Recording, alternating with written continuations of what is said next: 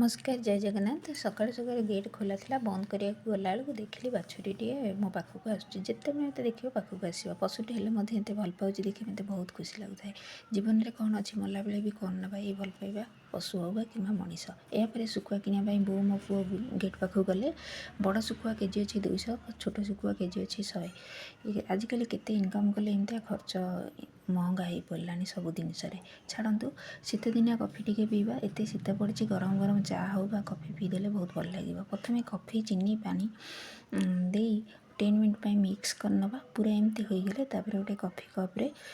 प्रथम कफि नहीं तापर गरम क्षीर दबा ऊपर पुणी टे चॉकलेट सिरप दे पीवा को आम गेस्ट मैंने हूँ तो आम पीवा बजार तो ये कफि पीले बहुत महंगा पड़ो माने बहुत रेट पड़ो एमती घरे पूरा बना तो प्रॉपर्ली जेकोसी गेस्ट लोक आसुँच दिंतु कि आपण भी पीतु मो पुओ पी बहुत एंजॉय कला मुझे पीली रोची नमस्कार जय जगन्नाथ।